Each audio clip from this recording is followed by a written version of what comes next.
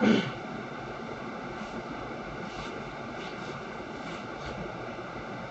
Evening बच्चों।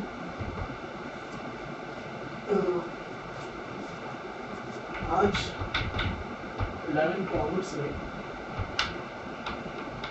हम थोड़ा आगे बढ़ेंगे। पिछला जो वीडियो डाला था वो बहुत दिन पहले डाला था, लेकिन मेरे ख्याल से 3-4 दिन पहले डाला था। उसमें मैंने कहा कि अकाउंटेंसी हम क्यों पढ़ रहे हैं, उसके नीड वगैरह के बारे में जाना था। ठीक है, आज जो टॉपिक हम पढ़ने जा रहे हैं उसमें पढ़ना हमें 3 चीज़ें हैं। अकाउंटिंग क्या होती है, अकाउंटेंसी क्या होती है और बुक कीपिंग क्या होती है। ये 3 चीज़ें पढ़ेंगे। ठीक है, first is accounting, then accountancy और बुक कीपिंग। ठीक है, चलते हैं आगे।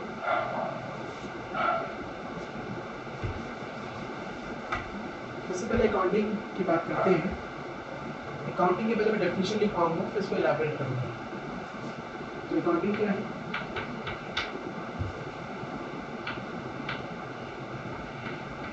Accounting is an art of recording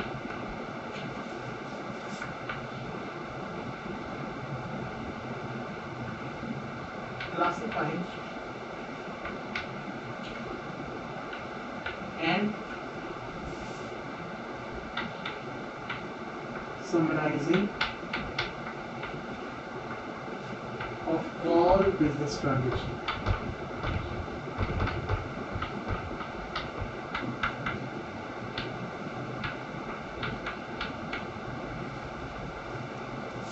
Which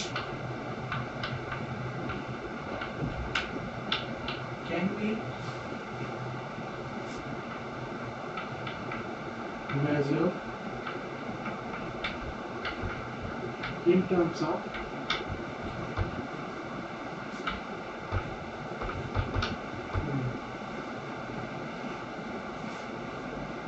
in a chronological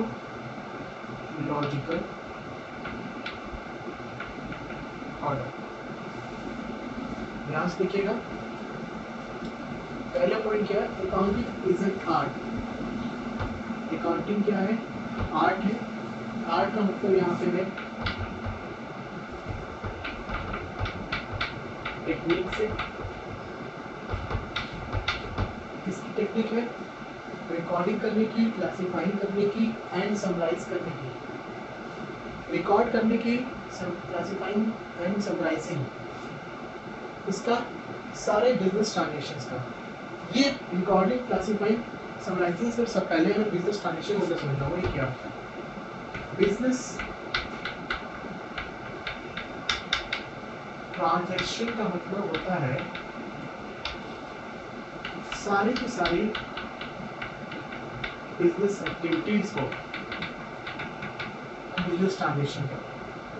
अगर थोड़ा डीपली जाएंगे तो यहाँ में पूरा बताने के लिए मुझे करना पड़ेगा business activities which can change your financial position। इसके बारे में बाद में बात करेंगे।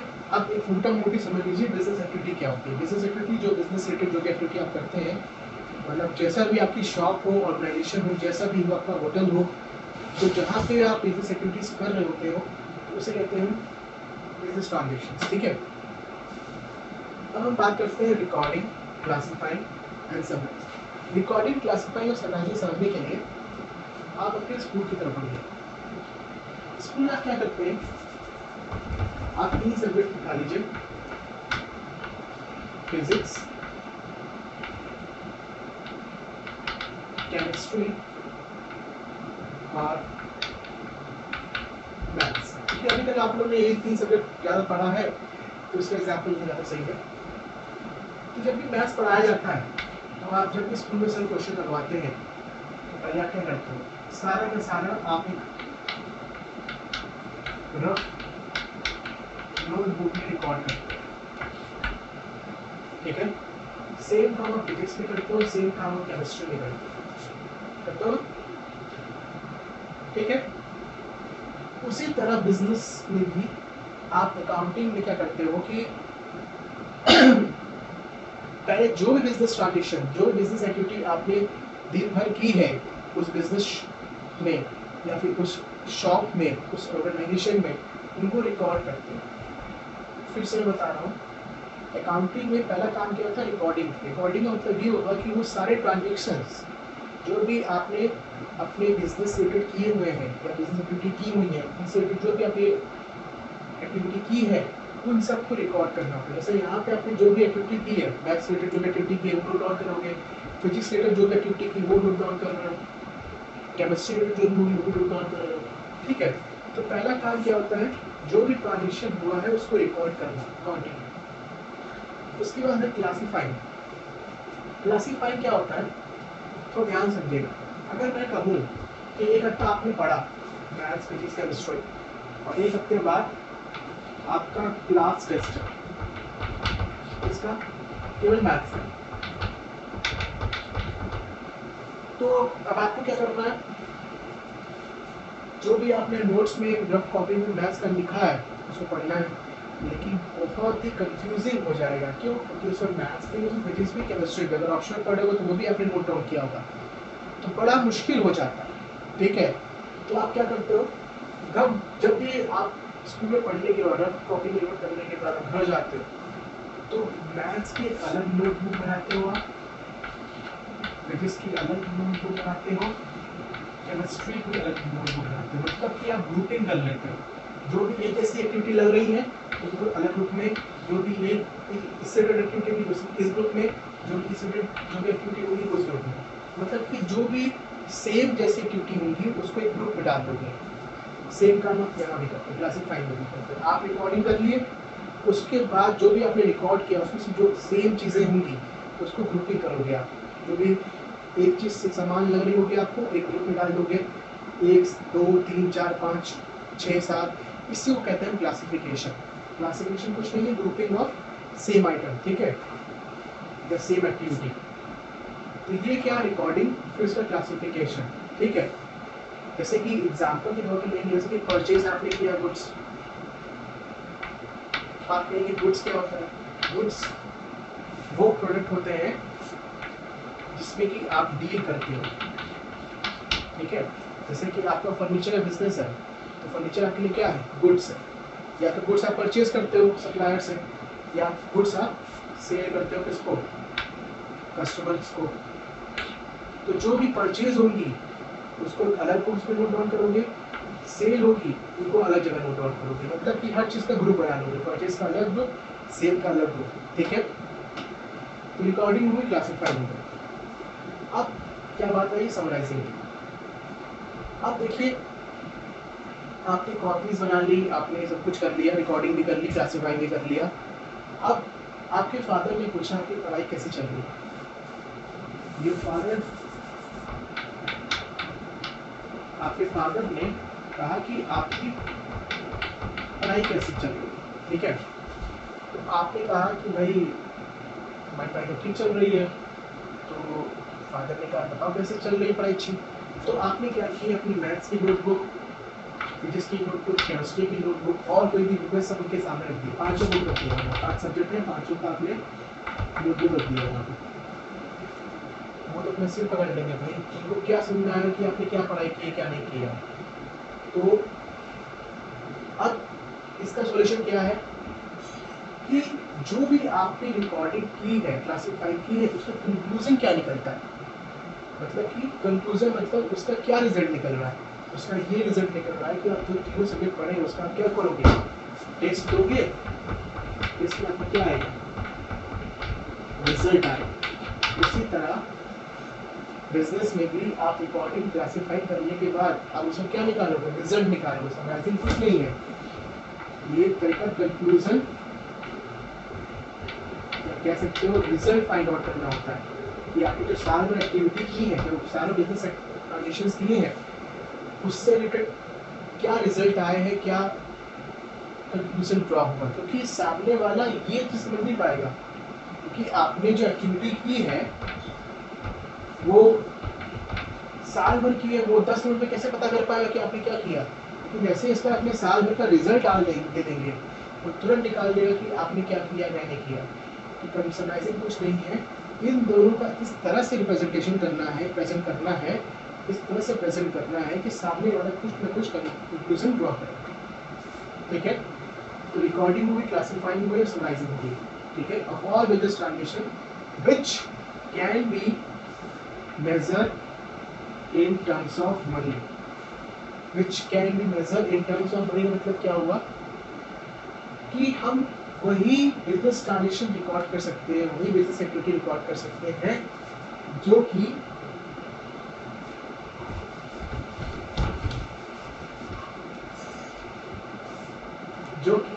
हमारा मनी के फॉर्म में होगा। फॉर एग्जाम्पल, अगर मान लीजिए आपके यहाँ कोई मैनेजर है, आपने इसको एक स्लैप मार दिया, थप्पड़ मारा, क्या आप रिकॉर्ड कर सकते हैं? नहीं कर सकते।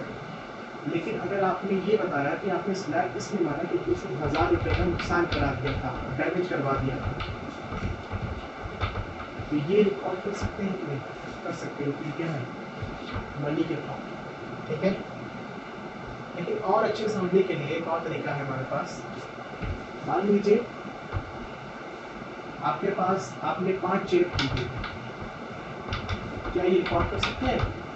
नहीं कर सकते, किसी हालत में नहीं कर सकते। लेकिन 5 चेयर, एक चेयर 100 रुपए की, ये भी रिकॉर्ड नहीं कर सकते। आप क्या रिकॉर्ड कर सकते हैं कि 5 चेयर 100 रुपए की, यानी कि 5 चेयर कितनी की टोटल? 500 की, ये रिकॉर्ड कर सकते हैं। ठीक है, तो हर चीज़ जो बिजनेस ट्रांजेक्शन कर रहे हैं आप, जो भी रिकॉर्डिंग कर रहे हैं, वो सब किस फॉर्म में होना चाहिए? मनी के फॉर्म में होना चाहिए। ठीक है, आइटम के फॉर्म में नहीं, जो आइटम है इनके फॉर्म में नहीं। ये तो ये क्या है? मनी के फॉर्म में है, लेकिन ये एक पर यूनिट है, लेकिन फुल मनी क्या है? 500। ठीक है, लास्ट पॉइंट है इन अ क्रोनोलॉजिकल ऑर्डर। ठीक है,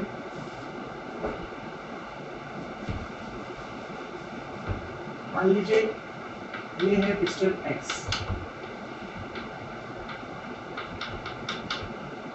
ये है मिस्टर वाई। मिस्टर एक्स ने प्रोडक्ट बेचा मिस्टर वाई को क्रेडिट पे, क्रेडिट मतलब उधार पे। ठीक है, और बाद में मिस्टर वाई ने इनका जो उधार था वो पैसों से चुका दिया।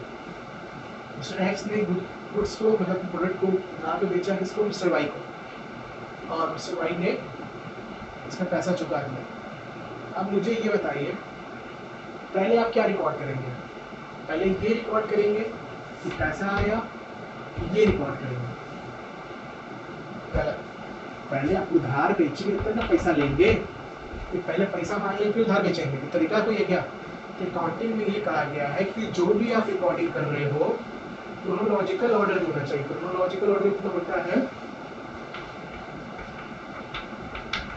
डेट वाइज, सब कुछ डेट होना चाहिए। पहले ये होगा एक्टिविटी, उसके बाद ये होगा। ये नहीं हो सकता कि पहले पैसा मिल जाएगा उसके बाद उधारी माल बेचेंगे, ऐसा नहीं होता। ये कब होता है? जब कैश में होता है काम। लेकिन जब उधार बेचें तो पहले उधार में हम गुड्स बेचेंगे, ये रिकॉर्डिंग करेंगे पहले उधार बेचे हैं, कि मान लीजिए 4 तारीख को आपने उधार बेचा था और 6 तारीख को पैसा भेज दिया, तो पहले ये रिकॉर्ड करेंगे, पहले ये रिकॉर्ड करेंगे, पहले ये रिकॉर्ड करेंगे ना। तो हम क्या कहता है कि आपको सब कुछ डेट वाइज रिकॉर्ड करना। ठीक है, ये थे अकाउंटिंग की डेफिनेशन। हमको, मेरे को लगता है कि आपको समझ में आ गई होगी। फिर से मैं पढ़ दे रहा हूँ। Accounting is an art of recording. Accounting क्या एक टेक्निक है जो कि रिकॉर्डिंग करती है, क्लासीफाइंग करती है और समराइज करती है किसका? Business transaction. बिजनेस ट्रांजेक्शन क्या है? जो बिजनेस एक्टिविटी होती है वो, which can be measure in terms of money.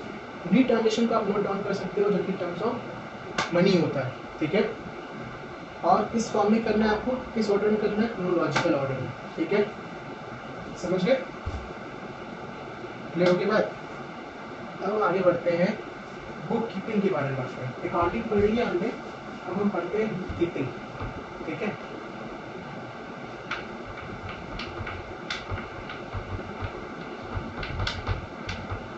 Book keeping का मतलब है कि मेंटेन योर रिकॉर्ड, ठीक है, अपने रिकॉर्ड्स को मेंटेन करना। तो यही पे देखिए रिकॉर्डिंग और क्लासिफाइंग क्या करते थे, आप अपने रिकॉर्ड्स को मेंटेन करते थे, यहाँ रिकॉर्डिंग करते थे, क्लासिफाई करते थे, रिकॉर्डिंग में क्या करते थे, आप सब कुछ रिकॉर्ड करते थे, और क्लासिफाइंग में करते थे, रिकॉर्डिंग से जो भी जैसी चीज़ें होती है सबकी बुकिंग करते हैं। तो ये दोनों क्या है, maintenance of record. It means अगर मैं बात करूँ, ये अकाउंटिंग है, ये पूरा अकाउंटिंग है, ये क्या है, ये आपकी बुक कीपिंग है। इतना क्या है आपका, इतना आपका समराइजिंग। अगर ये पूरा प्रोसेस हो जाएगा तो ये क्या हो जाएगा, अकाउंटिंग हो जाएगा, और इतना रहेगा तो क्या है, बुक कीपिंग। मतलब कि बुक कीपिंग एक छोटा सा पार्ट है किसका, अकाउंटिंग का। रिकॉर्डिंग और क्लासीफाइंग के बाद बुक कीपिंग बंद हो जाती है, बुक कीपिंग बंद हो जाएगी। अकाउंटिंग में क्या होती है, बुक कीपिंग भी आती है प्लस आपकी समराइजिंग भी आती है। उसको शॉर्ट में समझने के लिए हम ऐसे बना सकते हैं कि बुक कीपिंग एक छोटा सा गोला है,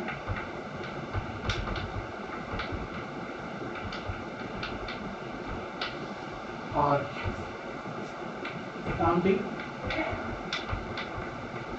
उससे बड़ा गोला, ठीक है। बुक कीपिंग छोटा सा गोला है, अकाउंटिंग उससे बड़ा गोला है। मतलब कि बुक कीपिंग क्या है, अकाउंटिंग का एक पार्ट है। तीसरा पॉइंट क्या है हमारा, अकाउंटेंसी, ठीक है। अकाउंटेंसी भी अकाउंटिंग से भी बड़ा है, क्यों, अब समझिए क्यों। अकाउंटेंसी क्या है, the set of rules and regulation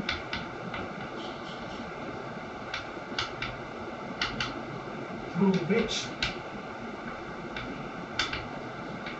we do accounting। Accountancy कुछ नहीं है, एक ऐसी बुक है, एक ऐसी प्रिंसिपल बुक है जिसमें कि सारे के सारे रूल्स एंड रेगुलेशन दिए हुए हैं अकाउंटिंग करने के लिए। इसका क्या है, अकाउंटिंग और बुक कीपिंग क्या है, एक प्रोसेस है, और अकाउंटेंसी क्या है, एक रूल्स बुक है, रूल बुक है जिसके थ्रू आप अकाउंटिंग और बुक कीपिंग करते हैं। अब आपको मैं समझाने की कोशिश करता हूँ, ध्यान से सुनिएगा। आपके स्कूल में एक पाठक सर है, ठीक है, वो क्या है, वहाँ पे अकाउंटेंट है। पाठक सर है, वो अकाउंटेंट है।